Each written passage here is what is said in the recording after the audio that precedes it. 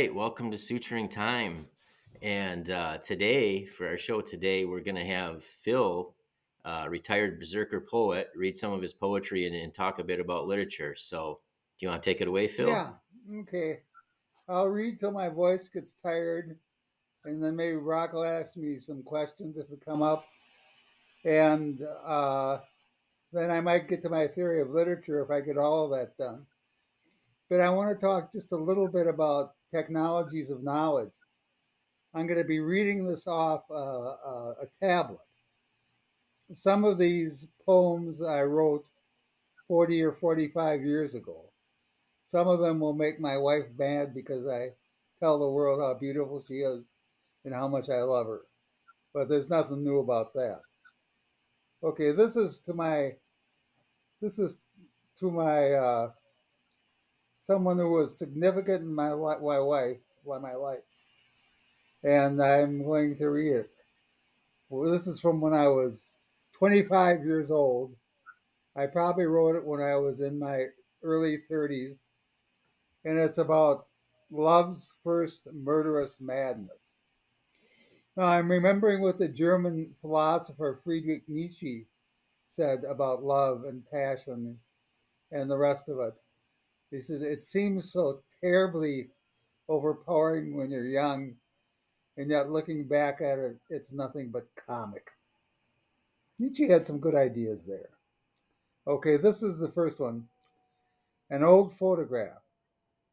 Is she the one that caused me pain? She was so tall and beautiful then. But who is that moon-faced cow inside the photo frame? It is, but it couldn't be her. She didn't look like that. But they say the camera says, they say the camera does not lie. It must be her. Could she have been the object of my love's first murderous madness? The woman that I thought seriously about killing someone over? I'm sure glad I didn't, because I'd be in the slammer now with Bruno. I, I told this wise friend of mine that she reminded me of the difference between objects and verbs. Now, what I mean about that is that in the first part of the poem, if I'm ever taught, my attention is to show that I objectified her. And she was not a person there, she was a thing almost like a fetish that I strived for.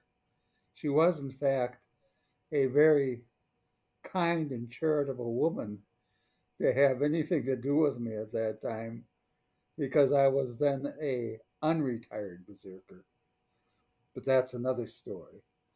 Okay, there's a song called On the Eve of Destruction. And we've talked about the covert existential threats, and they're not any better than they were in the first show. I will say publicly that I have a love for Mother Russia, and I think I understand Putin. I don't say that he's a nice guy. He's a KGB lawyer, clever, on and on and on. But the head of the German Navy yesterday was retired for saying that Putin deserves some respect. Well, I think Putin deserves some respect. I think respect rather than a nuclear war is a pretty good trade-off. We can afford to give up a little respect. I think that the Ukraine is to Putin what Cuba was to us in 1962. And I was of military age then. No, I'm going to have to keep, if I can't talk so much, because then my tablet goes dead and then I have to do this. There, it's back. Uh, this is another poem. This came from the cover of this came from Life magazine for September 1st, 1939. It was just as the World War II was about to break out. But the Life magazine was on college football. And it showed a roundup of the college football starting season in 1939.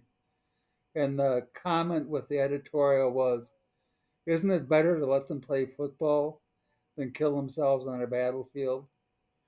That was a pretty good idea, I thought. And so I thought about this poem here because I played football too.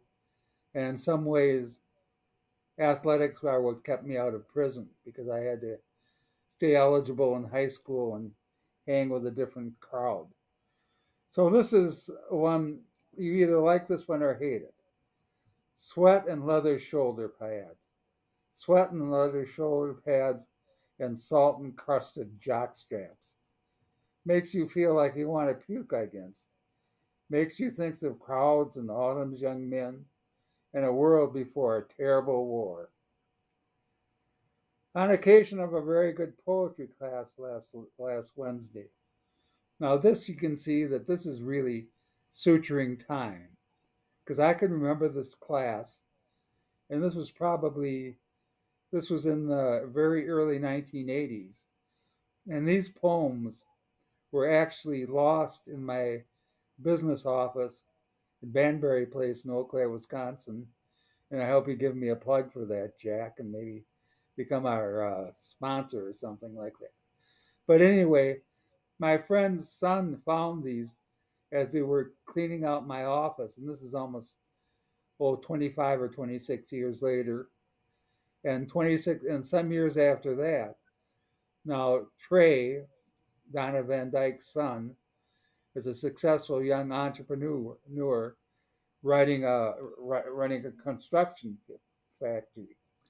And so he found these sheaf of poems, and I transcribed them, and that's where we are now. So I'm going to go back in time and read the next one. On occasion of a very good class last Wednesday. Last Wednesday is frozen in time.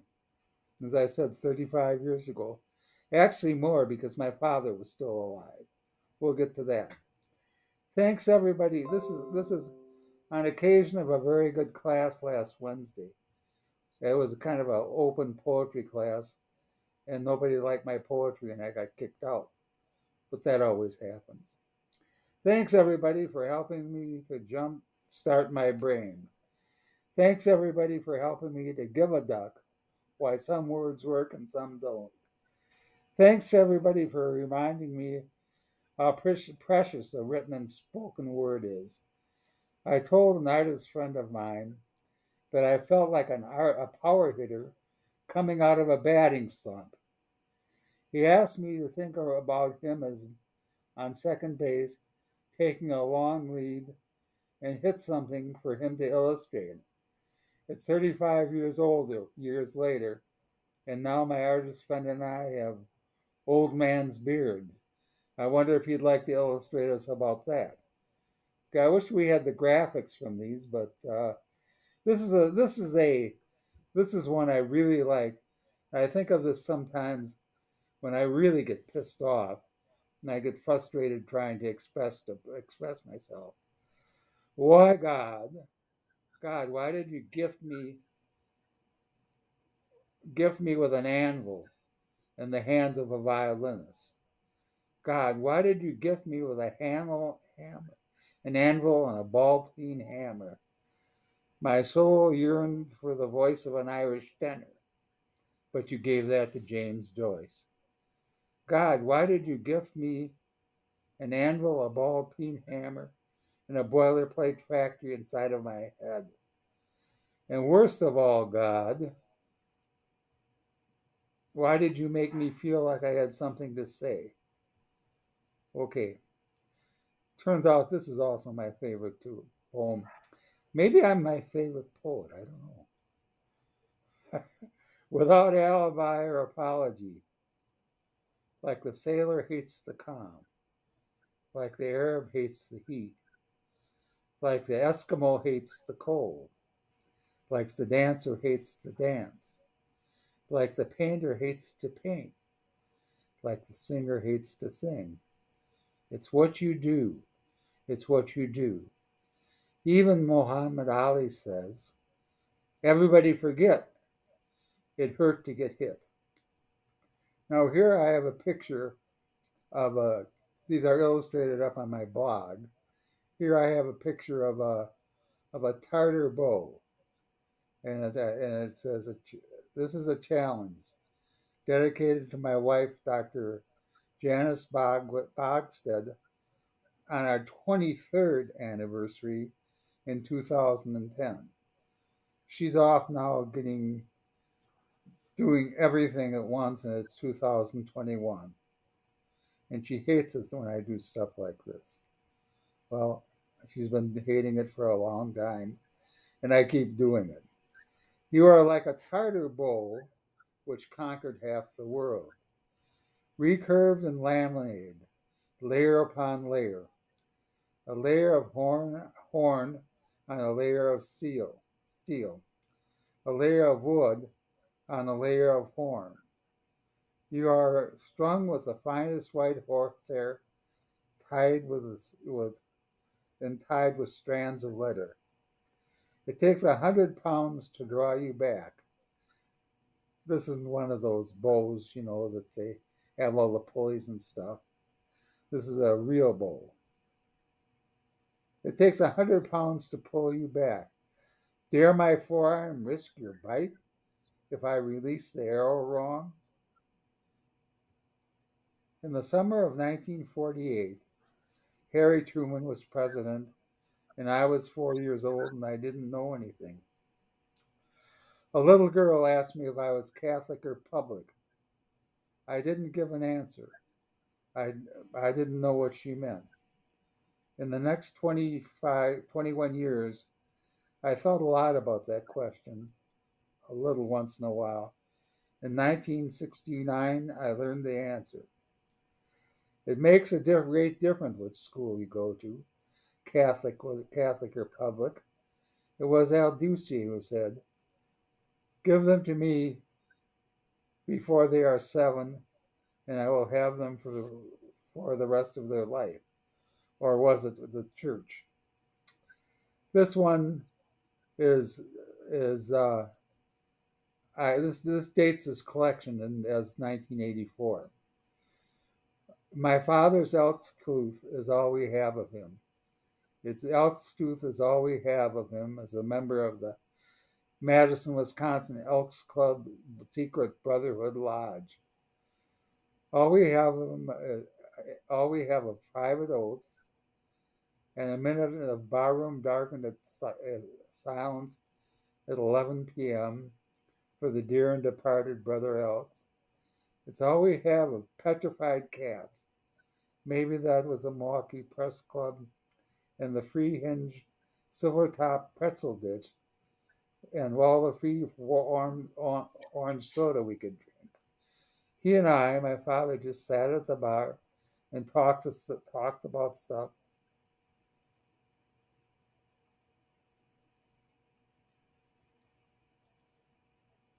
And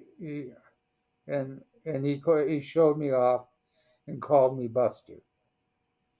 That's all we have of. Okay, we have that. The place is long since flattened by urban wrecking balls. Exists only in memories. He's still alive at 84, a score of years ago, and I had to come to my mother's defense and testify against him. We signed a treaty of non-communication, and we kept the terms. Funny now, every year I look at his picture, he gets older. For my father, Edward T. Caveney, 1898 to 1945. I am very much like him, very much his son. Okay, this is kind of one of my war poems, and I sort of wish you could These are edited by Brandon Hovey, and they come from my blog.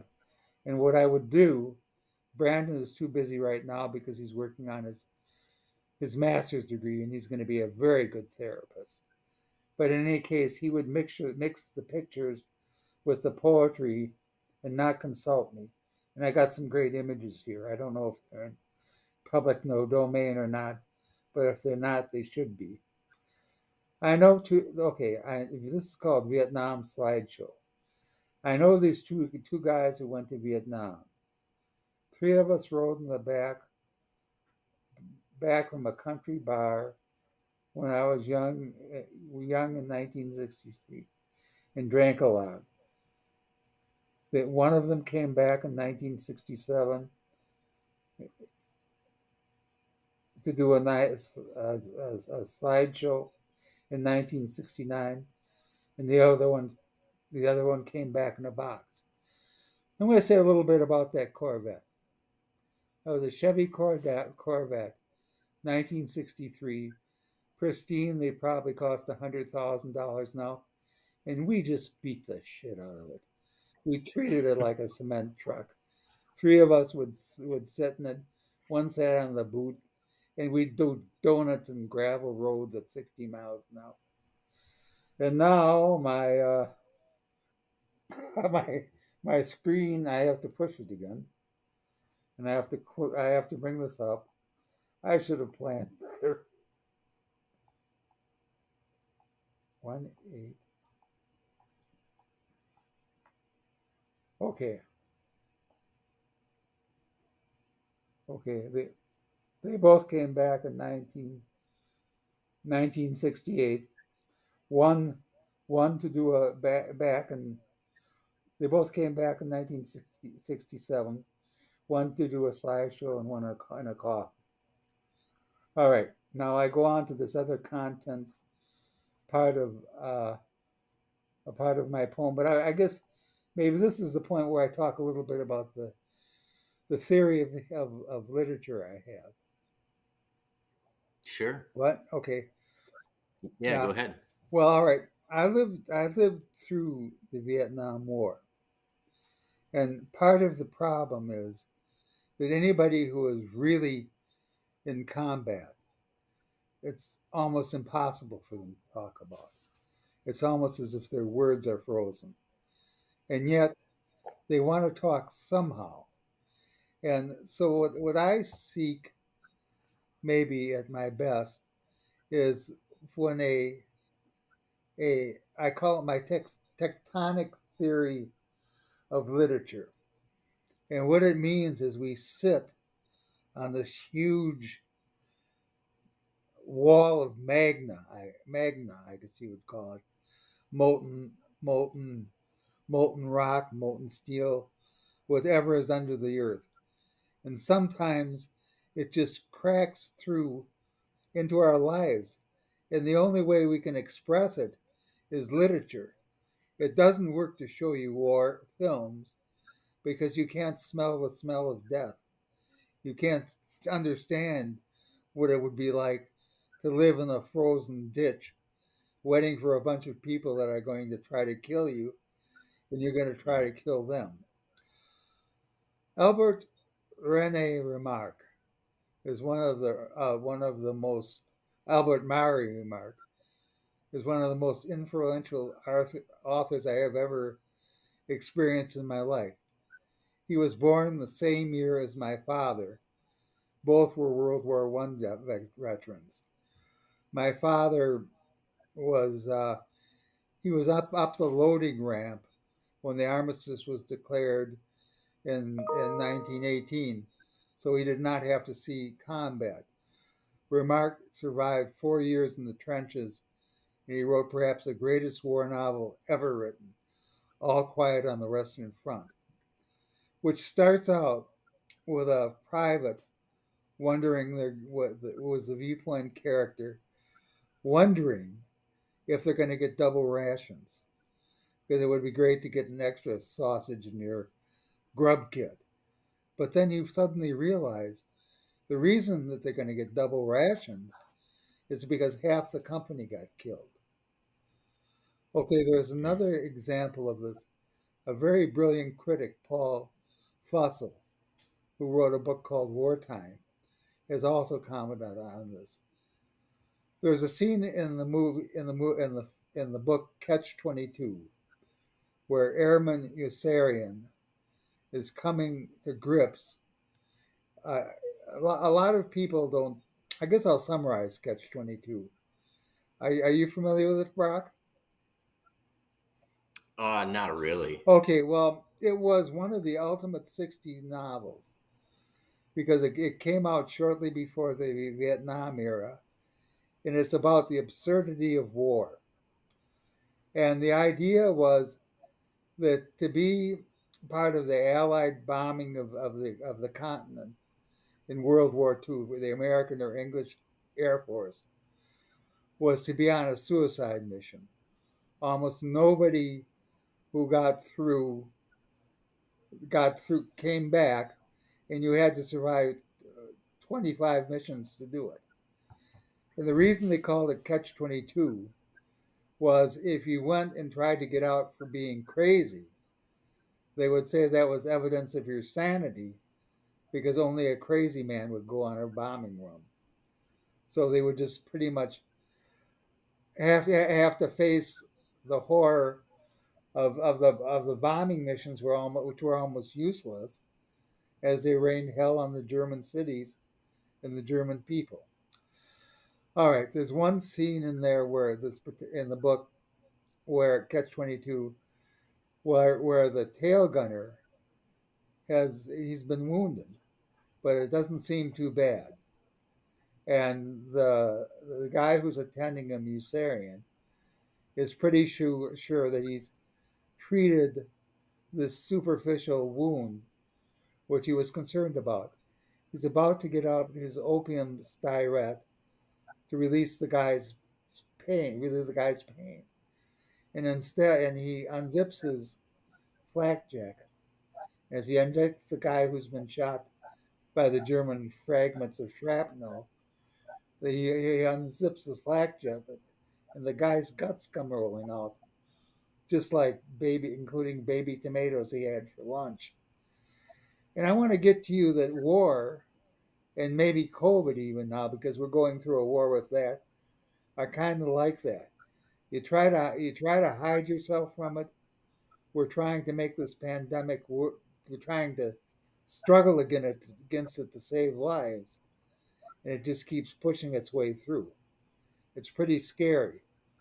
The pandemic academic has out killed the Civil War, and probably will finish total on both sides, and probably finish killing more people than all of American wars together.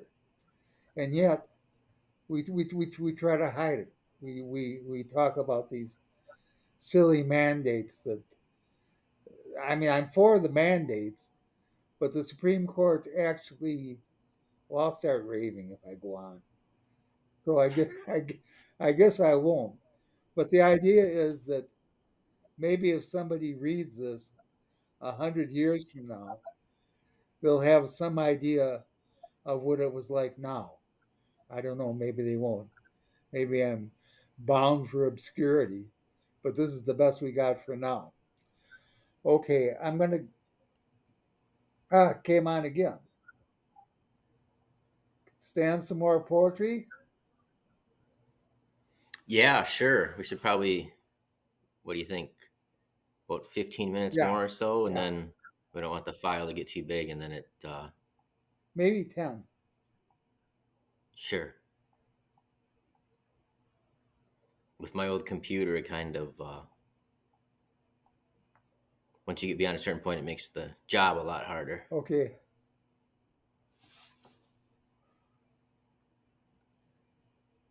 But no, we should also mention that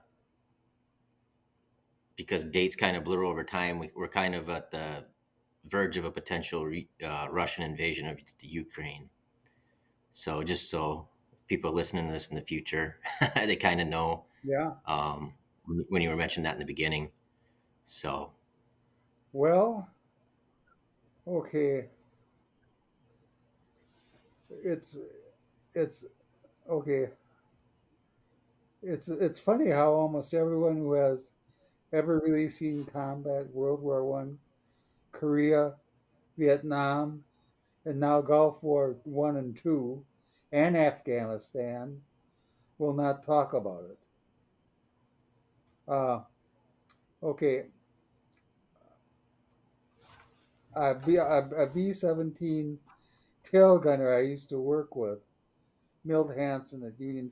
Oh, all right. I'll just tell you the story, and then maybe this will be a good breaking point because of the size of the file. Well, anyway, my friend Milt Hansen, a guy I used to work with when I worked at Union South for Memorial Union, was a tail gunner during the Second World War, and he once talked about flying over Germany, flying through German anti-aircraft fire with these amazingly horrible 88 millimeter anti-aircraft guns blowing America out of the sky. And he said it was like flying through a goddamn coal pile. But I got back, and now I'm going to my son's wedding in Germany. I guess I better not tell him what I did during the war, huh? You know, I have another one like that. I can't mention these people's names because I don't want to get sued. But a friend of mine was German, and he was a member of Hitler Youth, and I ended up meeting him, and he had actually been part of the Nazi experience because everybody, once the Nazis took over, and that's something to think about. It was instant. We should think about that with America too. It's very easy to flip a modern industrial nation. But he said of Americans, he said you had this awesome military power, and you really just blew the German army out of out of Europe. He said, and it was very. He said, I owe my life to an American captain. He said because after the Germany signed the surrender, there were still German thugs around. They called them werewolves, and they murdered American and Allied soldiers. And somehow my friend had got mixed up by that like that, but he was innocent. And nevertheless, the French were about to machine gun 15 of them. And an American captain came up to the guy, the French captain, pulled his 45 out, put it up against the guy's temple, and said, "We've had enough of that shit. You're not going to do that today." So my friend owes his life to an American captain. He told me an Eisenhower story. Apparently, he lived in a little German town where a King Tiger tank was hidden, and it was Easter Sunday.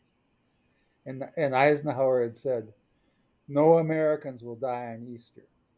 And the mayor of that German town got a message from top command saying, "You give us that tank or we flatten the town." They gave up the tank. And my friend also said, America came back, the most powerful nation in the world, and all you wanted to do was go home and get back to your family. I'm going to finish this up with the Eau Claire Christmas train. I had the privilege of having a World War II veteran for a father, Joe Bogstead. We've got 250 of his letters on disc. I could tell you about his war experience, but the most important part of the war was coming home. He didn't have to go. He was newly married. But he said, "Well, I guess I'll go see it," because he'd never been out of Wisconsin to speak of. But when they came back, the troop the troop ship landed in San Diego, and they filled a train with soldiers coming home. And he had served in the occupation of Japan for about a month and a half, came back by boat, and that train would stop, letting those guys come home at every one of those little towns. And the last stop was Eau Claire, Wisconsin. And that's what they wanted. That's what the American attitude to war, as its best, is the best part is getting out of there. No vain, blind glory. And that's why I hate to see American military lives wasted. I'll leave it at that. I could say more, Mm. but nobody wants me to go berserk. But take it, take it. That would be a paradox to go. A pacifist would go berserk. Okay, we'll leave it at that. Okay, thanks a lot, bro. Oh, wait. All right, should we sign out then? Yeah. All right.